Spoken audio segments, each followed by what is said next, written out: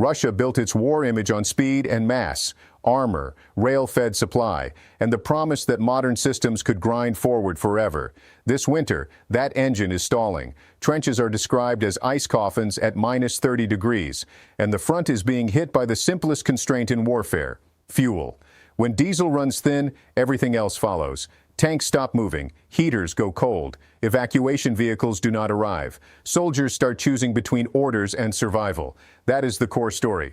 A high-tech force pushed into low-tech improvisation by a chain reaction across production, storage, and transport. I'm Andrew Collins, and you're watching my channel. If you find these briefings useful, please like, subscribe, comment, and share.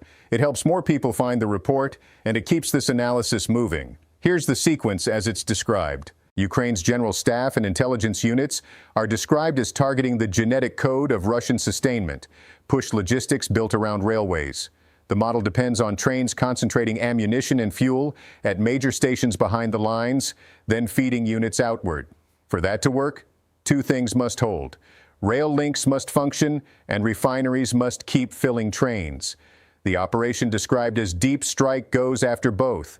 The most consequential refinery hit in this story is in Volgograd.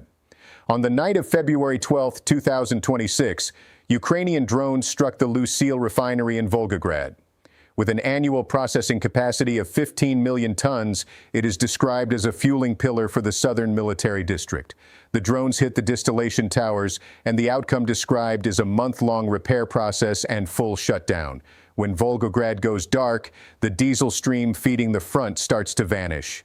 But production was only half the trap. The second move was to erase the buffer stock that lets an army survive disruption. The Feodosia oil terminal in Crimea is described as the largest fuel depot for the peninsula and the occupying forces in southern Ukraine. In October 2025, it was attacked, and 250,000 tons of fuel stockpiles burned for days. With that reserve gone, dependence on daily output becomes far more dangerous.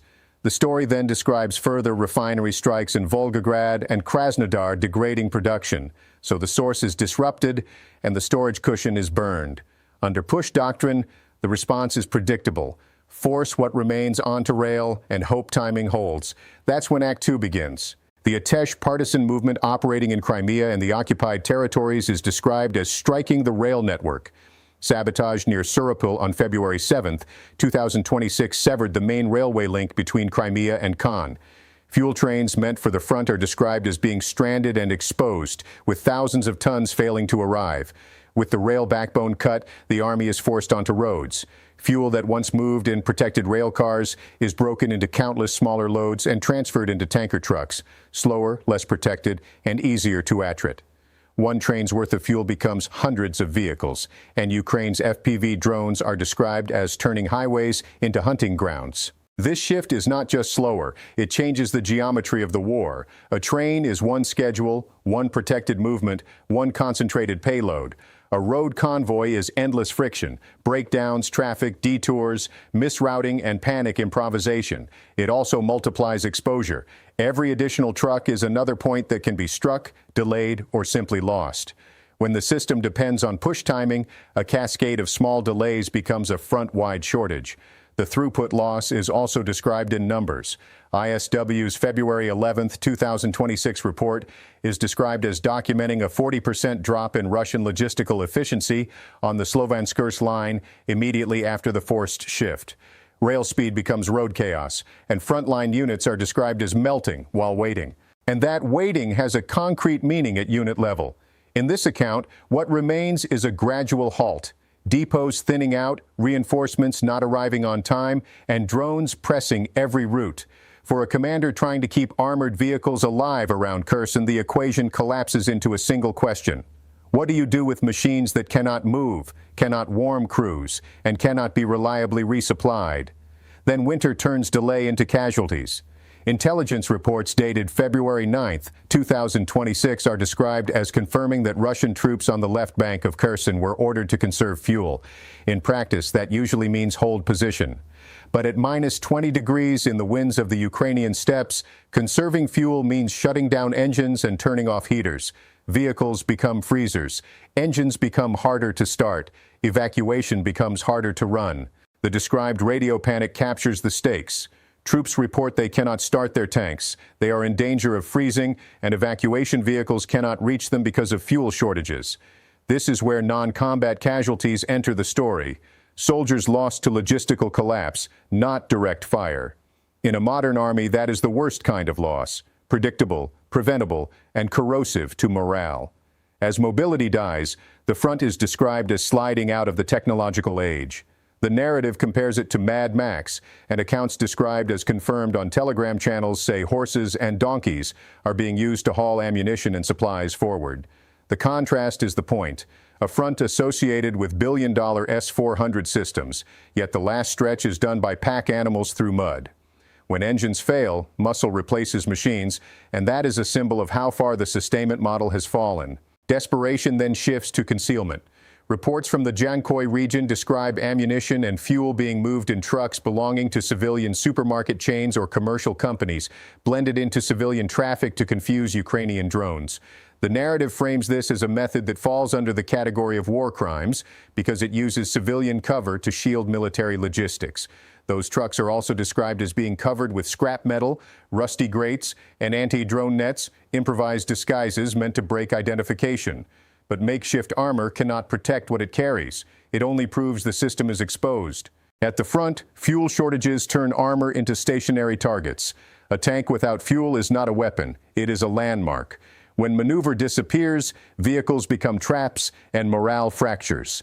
Discipline weakens when crews believe they are being left to freeze in place. The last kilometer becomes the most dangerous distance. Ammunition arrives late, engines stay silent, and evacuation stalls. But the story adds a darker layer: internal decay. The scandal, described as uncovered by Ukrainian intelligence agency SUR, highlights corruption inside the supply crisis. The Akhmat units loyal to Chechen leader Ramzan Kadyrov are described as stealing diesel intended for Russian soldiers at the front and selling it on the black market. While some troops freeze, others profit. The narrative labels these formations the TikTok battalions and frames the theft as betrayal that accelerates collapse. When HUR disrupts the smuggling network, it exposes fractured authority as much as missing fuel. A hierarchy that cannot protect its own lifeline cannot demand obedience for long. The consequences then rise into strategic systems that depend on constant power. Modern air defense runs on radars and generators that consume fuel continuously.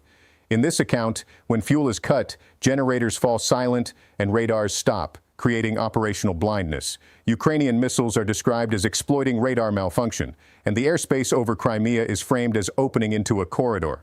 The umbrella is not defeated by better missiles alone. It is punctured by silence, systems starved of fuel. Then the crisis spills into daily life. The occupation administration in Crimea is described as limiting gasoline sales to 20 liters per person. Finding a 95 fuel at stations is described as becoming nearly impossible, with long queues and fights becoming routine. Diesel rationing is also described in regions like Yekaterinburg, deep inside oil-rich Russia. The contradiction lands hard: an energy exporter unable to reliably fuel its own population. As Polish Foreign Minister Sikorski is referenced here, the argument is that wars end when one side's resources are depleted. In this story, the depleted resource is not only oil, it is the capacity to keep the war machine moving, physically and institutionally, while maintaining public trust. So the ending is framed as a final distance Russia can no longer cross. An army with burning refineries, destroyed stockpiles, severed railways, and ammunition hauled by donkeys cannot win a modern war, no matter how large it looks on paper. The last kilometer stops being a logistics term and becomes an insurmountable barrier where imperial ambitions fail. The warning is that if Russia cannot untangle this logistical knot, the frozen paralysis will not remain confined to Zaparisia. It will move backward in waves, retreating toward Moscow.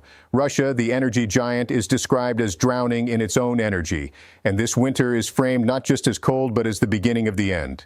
Before you go, please like, subscribe, comment, and share. It helps more people find the analysis, and it keeps these updates coming. What do you think happens next when the buffer is already gone, the rail link is already cut, and winter is still doing its work?